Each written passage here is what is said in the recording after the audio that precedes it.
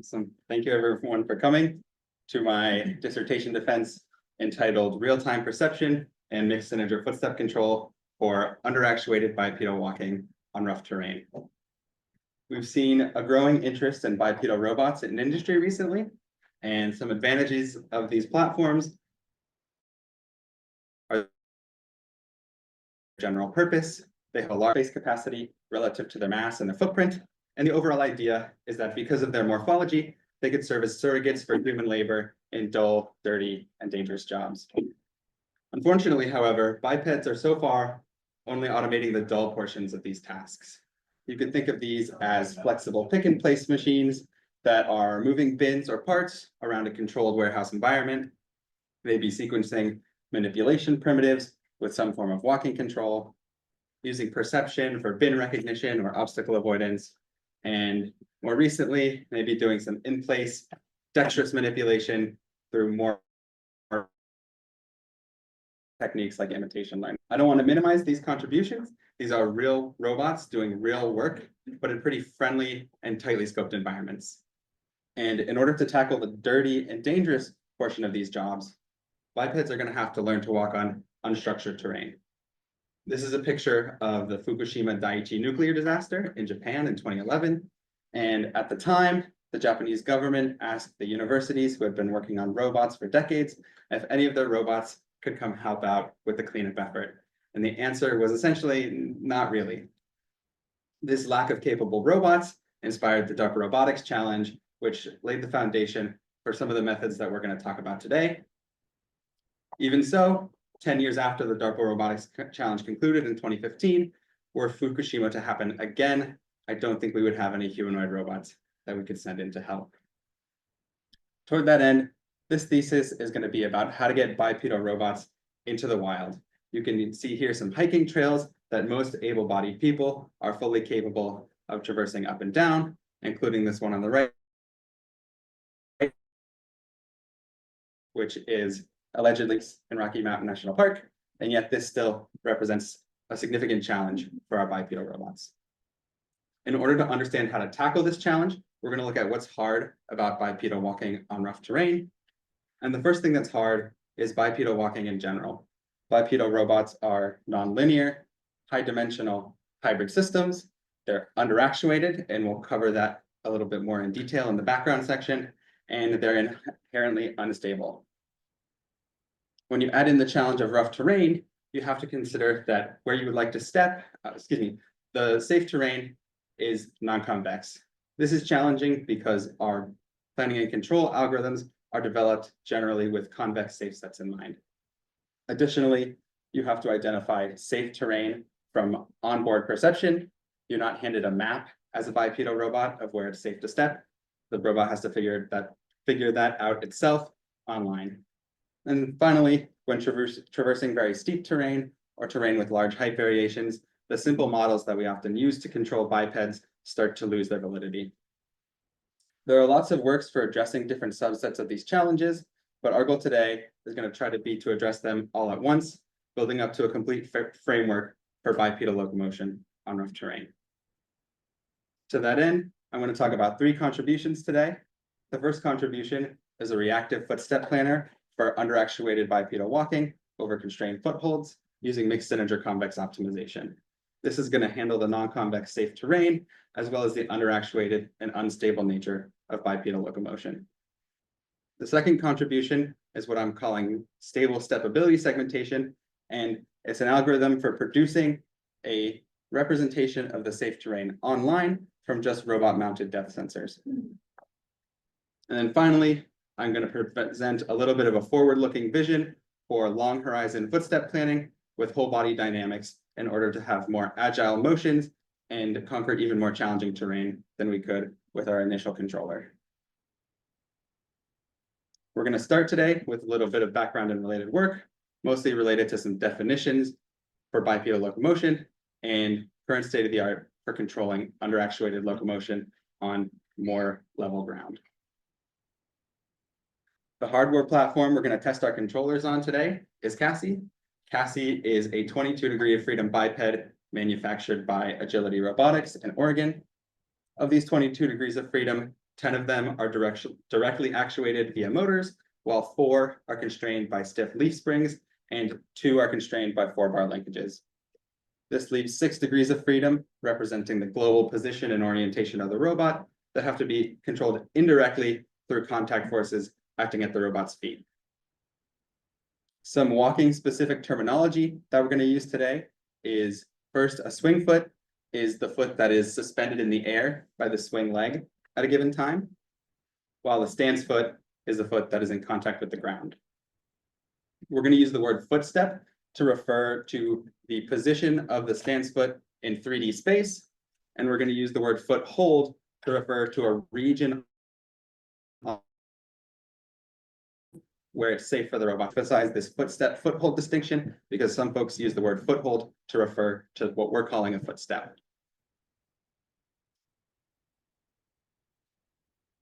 A walking gait is the order in which the 2 feet make and break contact with the ground.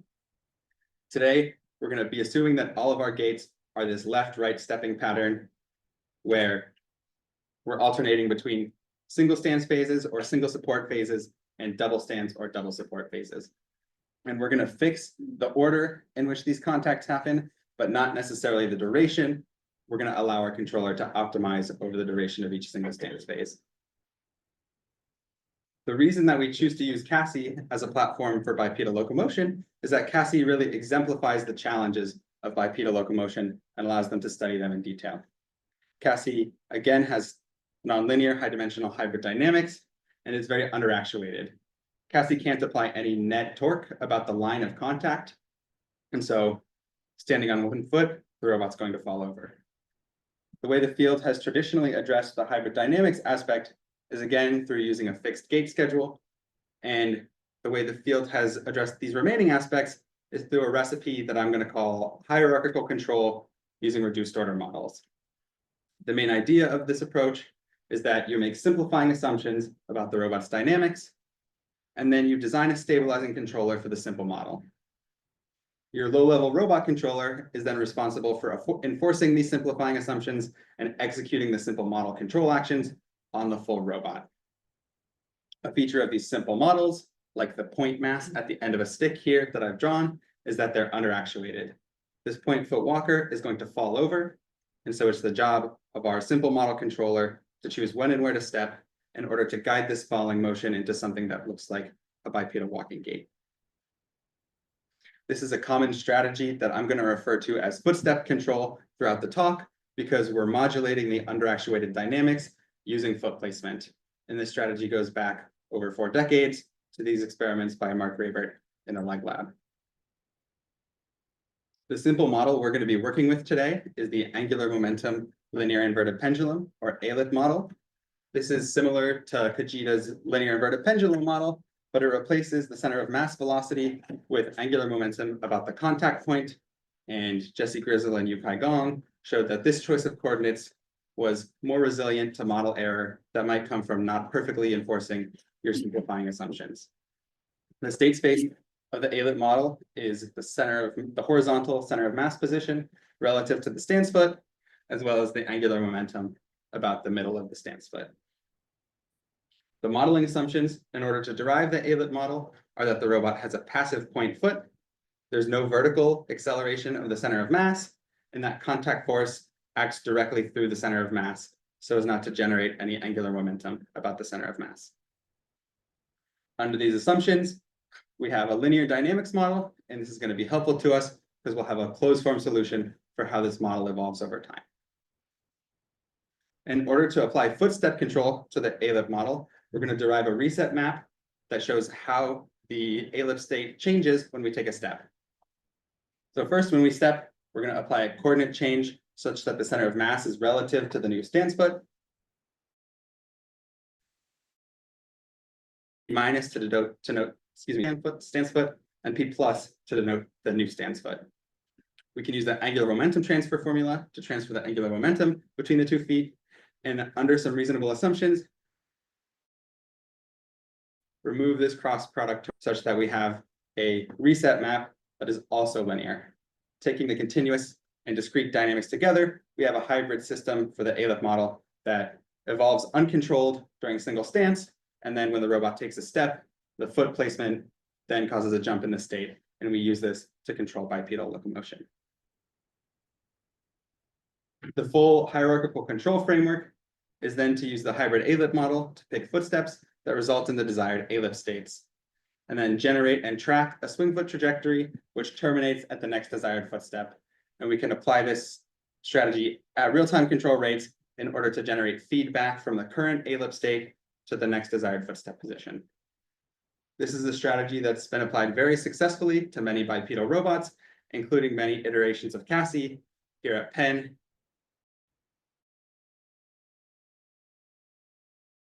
Caltech. Something about this strategy is that it assumes continuous, obstacle-free terrain. There has been some work exploring underactuated walking over constrained footholds. These are areas where it's impossible to use footstep control because there are very tight restrictions on where you can step. And so you have to use step timing adaptation or ankle torque or some other auxiliary control method. This requires a pre-specified sequence of footholds that closely matches the walking gait. It also provides no ability to adapt the footholds online. And so our question when trying to develop a walking controller for rough terrain is, can we develop something that's a little more general that matches what we might see in the real world in terms of terrain types, and that allows us to use footstep control when we can and fall back to these auxiliary strategies when we can't. That brings us to my first technical contribution of the talk, mixed integer MPC footstep control. In order to understand the historical development of this controller, we're going to take a step back for just a slide and look at the development of humanoid walking control.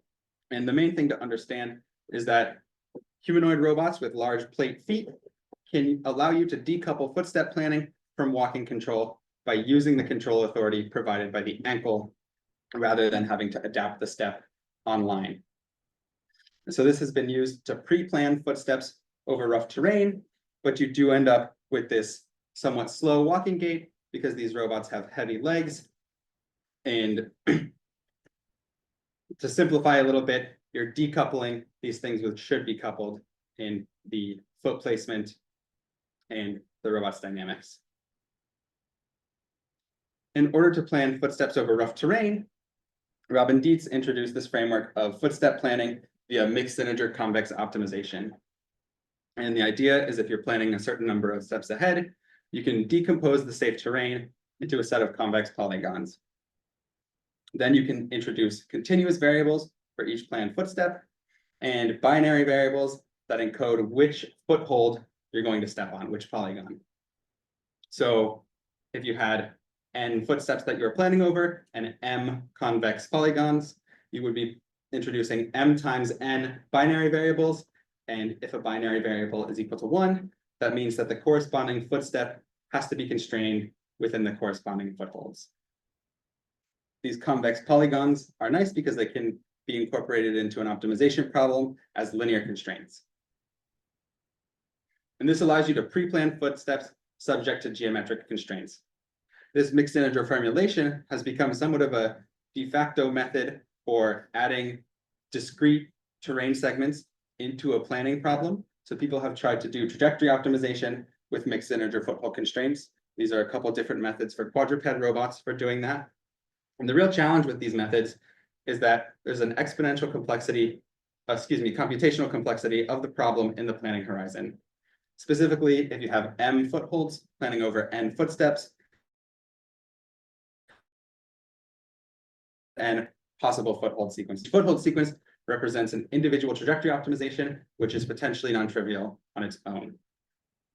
So what we're going to do is we're going to try to do real-time footstep control with mixed integer foothold constraints, and there's going to be a couple considerations that are going to let us do this in real time.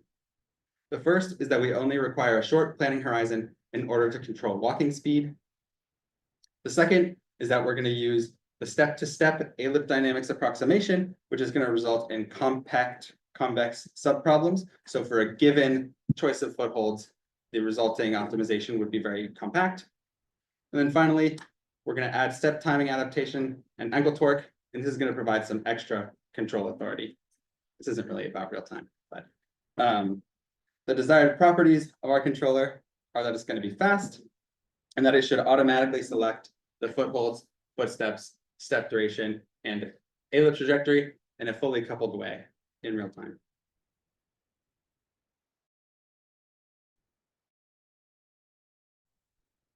The step of ALIP dynamics, view the ALIP dynamics as a discrete time sampled system where you have a nominal single stance duration, a nominal double stance duration, and then you obtain the discrete state for this system by sampling the ALIP state right before impact, right before your footstep transition.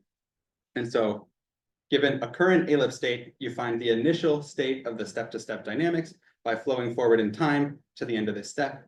And because the ALIP dynamics are linear, we have a closed form solution for this.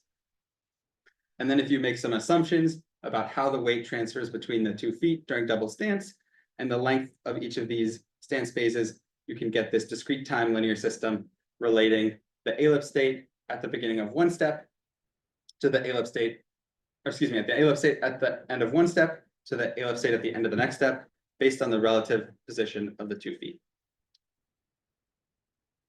In order to incorporate ankle torque and step timing into the ALIP model, we're going to add ankle torque to the ALIP dynamics, and then we get this equation that relates the initial step-to-step ALIP state to the remaining duration in this footstep and a constant ankle torque during single stance. This brings us to our controller, which is Model Predictive Footstep Control, or MPFC, and this is a velocity tracking controller via a single mixed integer quadratic program that optimizes over the step-to-step ALIP states, the footstep position sequence, the choice of convex foothold for each footstep, the ankle torque during the initial single stance phase, and gait timing during the initial single stance phase.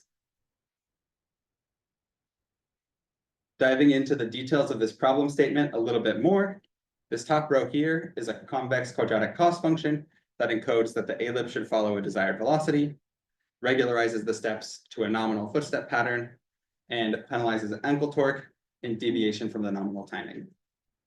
This second row here is a linearization of the map from our current ALIP state to the end of to the ALIP state at the end of single stance, assuming constant input.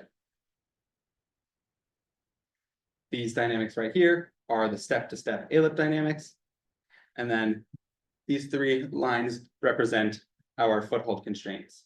The top constraint is an implication constraint that says if a binary variable is 1, the corresponding footstep has to be constrained within the corresponding foothold. And for the optimization nerds in the audience, we encode constraint using big M. The second constraint in the foothold constraints says that the sum of all the binary variables for a given footstep has to be 1. Means that we have to select one hold out of our M available footholds in order. And then this third constraint are binary between 0 and 1.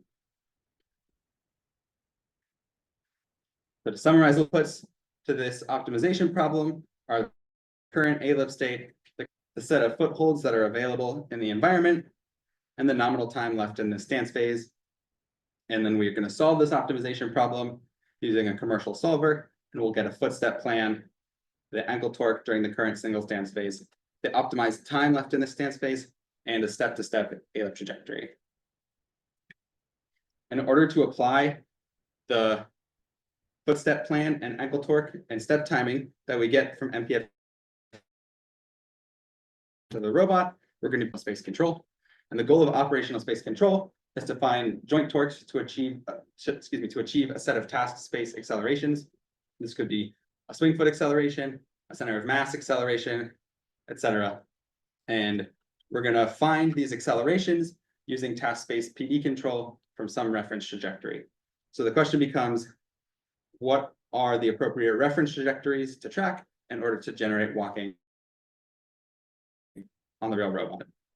For the center of mass height, because the ALIP model assumes piecewise planar terrain, we're going to construct a virtual plane through the current stance foot as well as the upcoming stance foot, and then shift this up by predetermined height to form this virtual constraint on the center of mass by controlling the center of mass height. For the swing foot trajectory, we're going to generate a polynomial spline from the previous swing foot location to the next swing foot location, accounting for the updated swing phase duration that we optimized for in MPFC. And then two important things about this swing foot trajectory are first, that we update the amount of clearance and the direction in which this clearance is oriented based off of the relative heights of the previous and upcoming footstep position. And that allows us to adapt the clearance when we're walking up or down a step. And then additionally, we're going to plan these trajectories such that they are always continuous in their position, velocity, and acceleration with respect to the previous swing foot trajectory that we just planned, so that our operational space controller has a nice smooth trajectory. For the swing, we're going to match the angle of the foot to the angle of that plane that we calculated one slide ago. And then for our operational space control QP, we're going to add a quadratic cost on the actual ankle torque minus the ankle torque commanded by MPFC. Using this setup, MPFC is able to perform free-form walking over convex footholds. On the left, you see Cassie walking across a beam, on the walking upstairs, and then on the right, walking over this little obstacle course while I'm steering it with a remote control in simulation. And you may notice of this obstacle course, Cassie takes a step back. That's MPFC adapting the foothold in real time to maintain balance. We're also able to meet our 100 Hertz solve time goal. These are solve times that we've taken from real experiments in the robot, which we'll see later. And all but about 1 in 100,000 solves stays below the 10 milliseconds rate, 10 milliseconds bar needed for 100 Hertz solves. So as a summary of MPFC, this is an MPC style footstep planner for a hierarchical control underactuated bipeds. We're taking the footstep control perspective, but we're adding ankle torque and timing adaptation for some extra control authority. And we're using mixed integer programming in order to add these foothold constraints. This is able to stabilize walking over constrained footholds in real time. The next section of the talk is going to cover stable stepability segmentation, which is the part of the perception system that we designed in order to apply MPFC on the robot. So we're going to generate these convex foothold constraints online from a robot-mounted depth sensor. A typical perception pipeline for legged locomotion looks something like this. Excuse me. Where you have a depth camera or a LiDAR that's an input to an elevation mapping framework, which is stitching together point clouds over time to form an elevation map of the terrain. This is followed by a plane segmentation procedure that's going to find planar features in the environment and extract them as planar polygons. And then there will be some sort of polygon simplification or convex decomposition procedure until finally you can send these convex polygons down to MPC so that you can do MPC with these convex polygon foothold constraints. This is what we initially tried with our experiments on Cassie, and it turns out that this pipeline is very brittle, and in particular the plane segmentation step. So you can see Cassie here is walking over terrain that is not particularly challenging, and yet it can't manage to stay upright. And what we found result inconsistencies. Here's an example, and yeah, it shows up a little. You can see the terrain segmentation splits apart, and you'll see it more clearly here.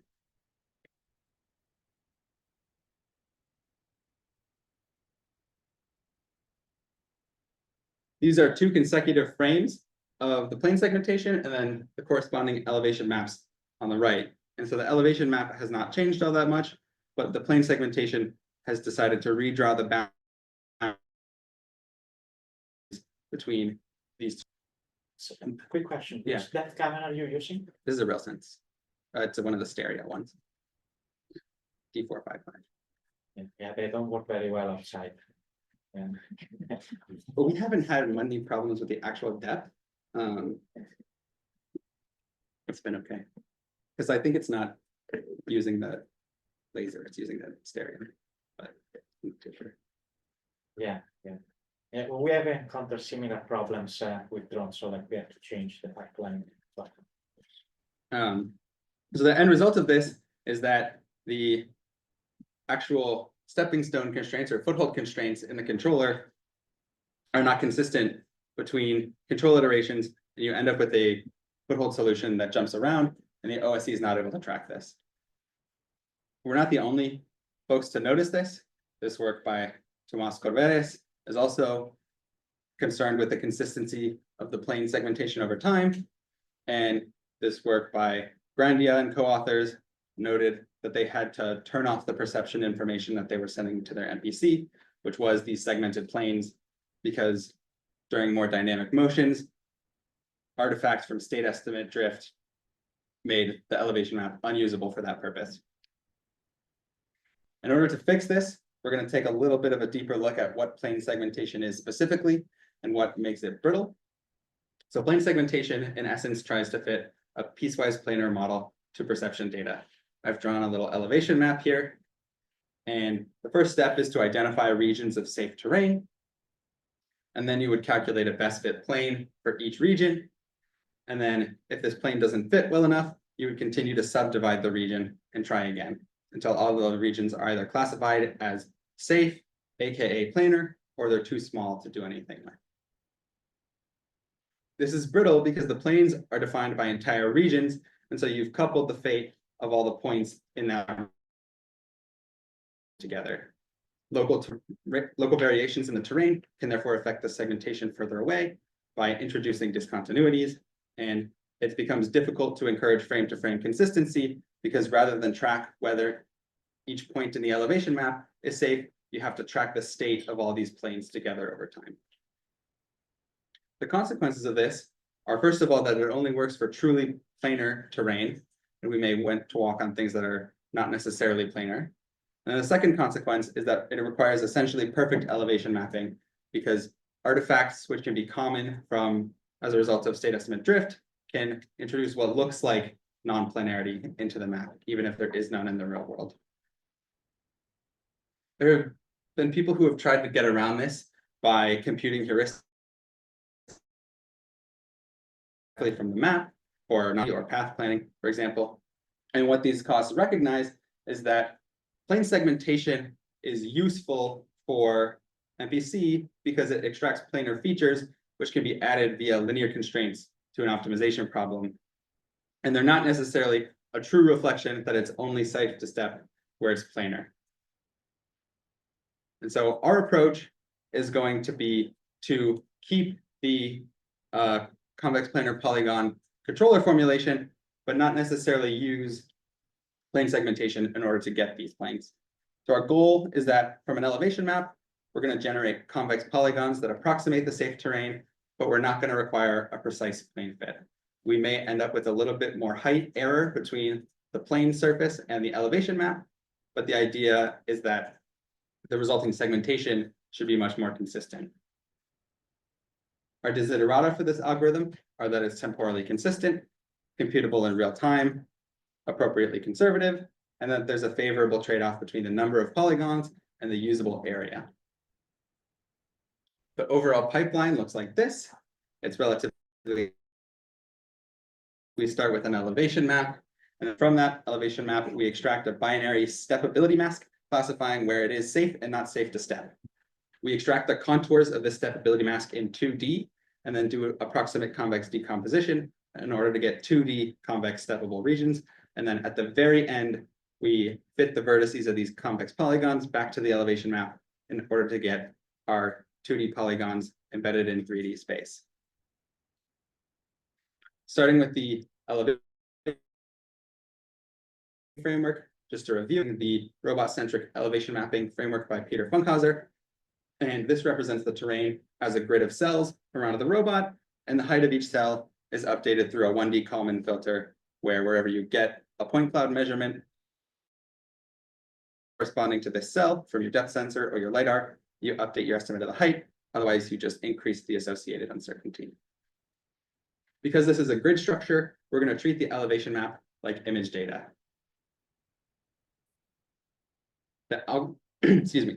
The algorithm for extracting safe terrain which we're calling stable stepability segmentation, or S3, looks like this.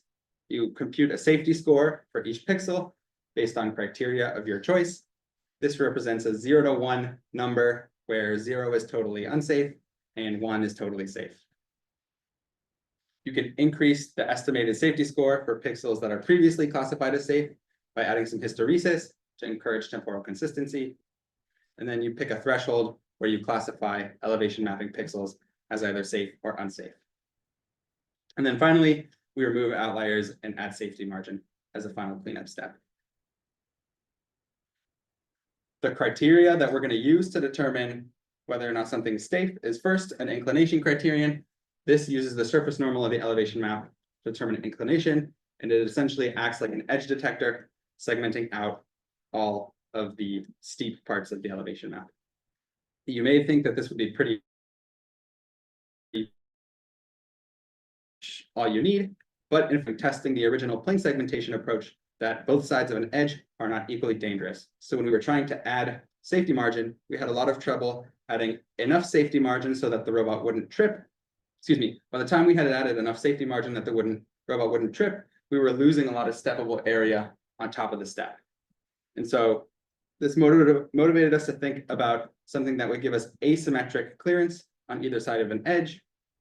And what we eventually came to was a curvature-based safety criterion where we use a Laplacian filter to identify areas of positive curvature, representing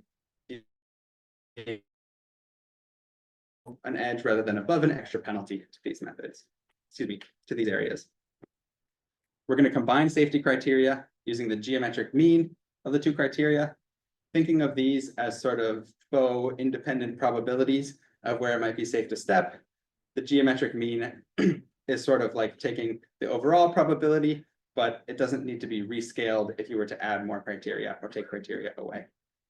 You could also think of this as like a soft AND operator if these are soft binary values about where you could, binary values of where you. And finally, to get our stepability mask, we add hysteresis and take the threshold to get the segmentation. As a summary, the input to S3 is an elevation map and the previous segmentation, and then the output is this binary stepability mask representing a 2D overhead view of where it's safe to step. This is calculated by composing various safety criteria, and it'll easily consider the previous segmentation via this hysteresis mechanism. In order to evaluate S3 versus plane segmentation, we're going to use frame-to-frame IOU as a measure of temporal consistency. This is essentially the area of overlap between the two consecutive segmentations divided by the area, the total area covered by those two segmentations. Ideally, this would be 1, representing that you have perfect overlap between the two consecutive segmentations. We're evaluating this on 3 test environments. We'll show you a video of the grass environment later, and we're going to include 60 seconds of elevation mapping data collected in each of these environments. Our baseline for plane segmentation is the EM-Cuppi algorithm developed by Takahiro Miki and co-authors at ETH.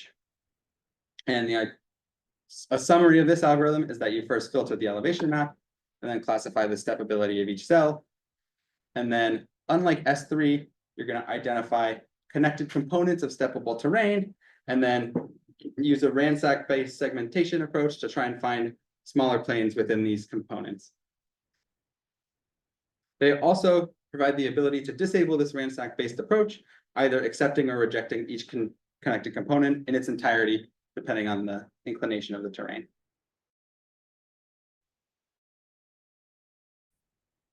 The result that that S3 consistently gets a frame-to-frame IOU close to 1, while the plane segmentation approach has an IOU that is not as close to 1. We also have runtime results for all of these algorithms, and S3 is consistently the fastest, as well as having the most consistent runtime.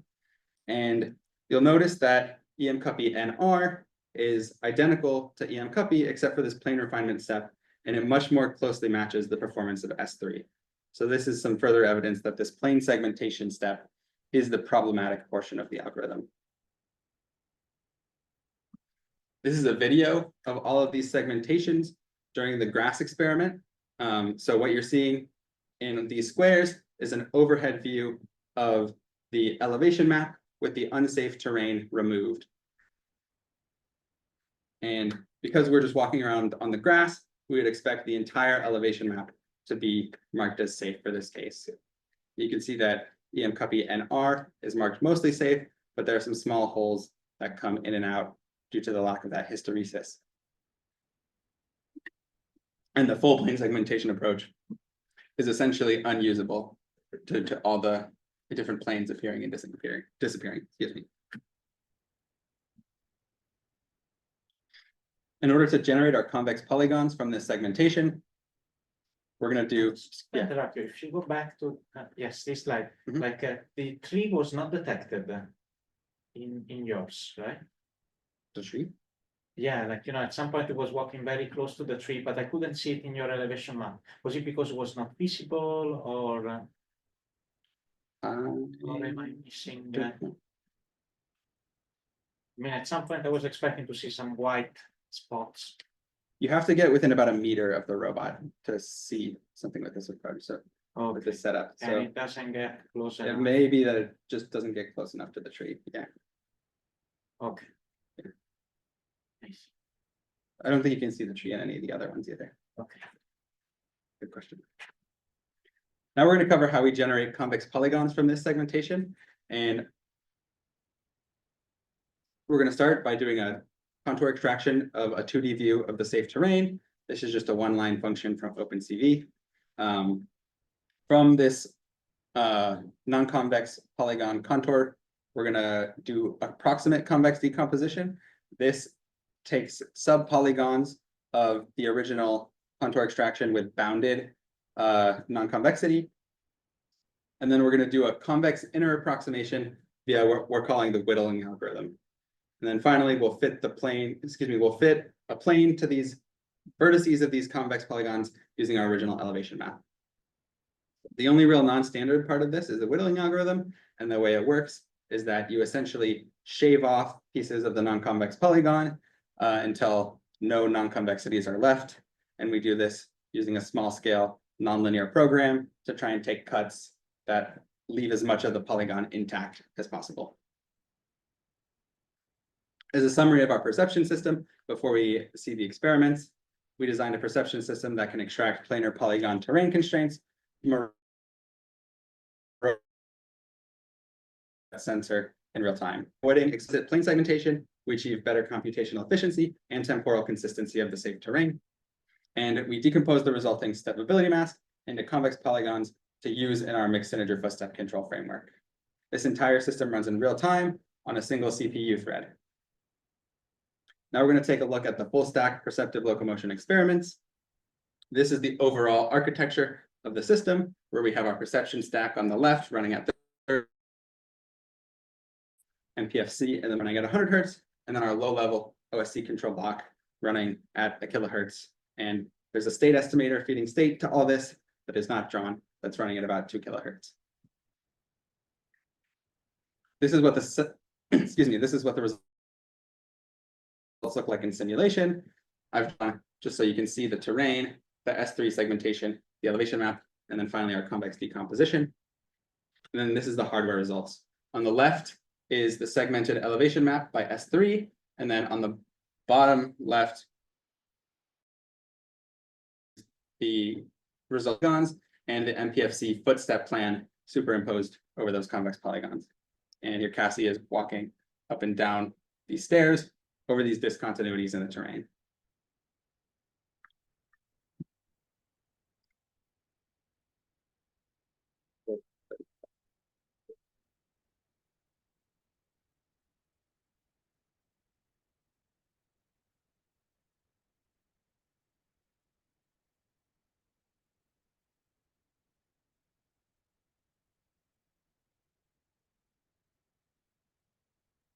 And I want to highlight that MPFC really is adapting its foothold choice in real time by showing you a couple of videos where Cassie takes some recovery steps that are not maybe the of where it might step next.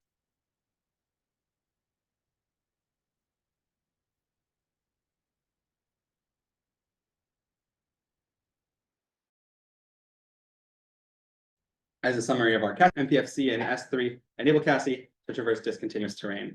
This is the first hardware demonstration of CASI traversing discontinuous terrain using model-based control. And it's the first hardware demonstration of this simultaneous optimization over the robot's dynamics and a choice of foothold. Using our more robust terrain segmentation, we're able to do continuous walking with vision in the loop.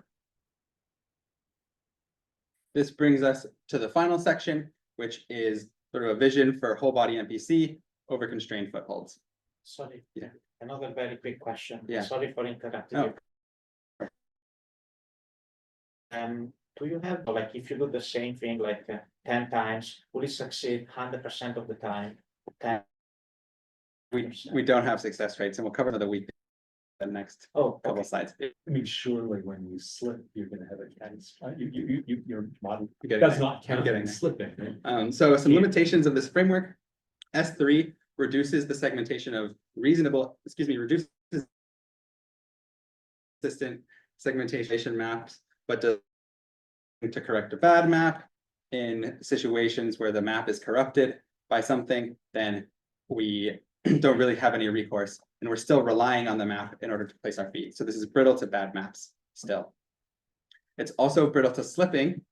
The controller can often recover from these slips, but the slips create artifacts in the elevation map from the result of how the slip affects the state estimation. And these The controller was okay with slipping? the controller can be okay with some limited amount of slipping. It can often You recover. know my ideology is that the non-robustness of these optimal.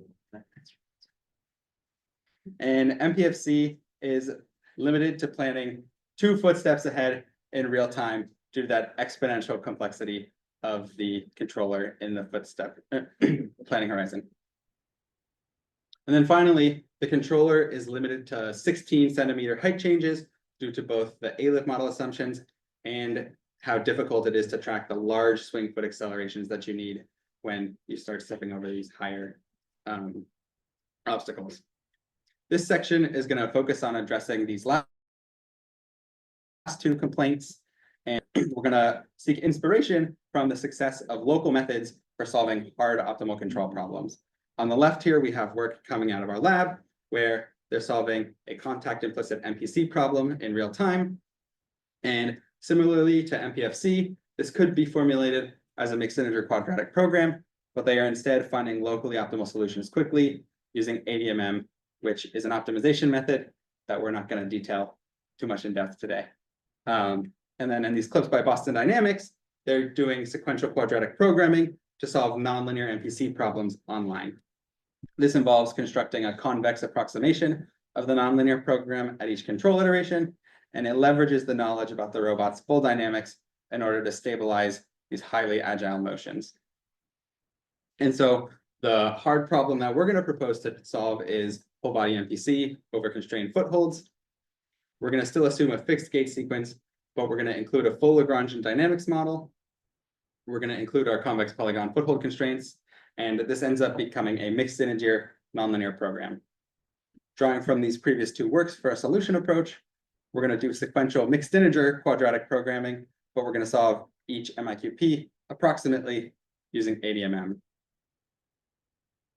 In order to achieve longer footstep planning horizons with our whole body dynamics in the loop, we're going to use a Cascaded-fidelity MPC approach.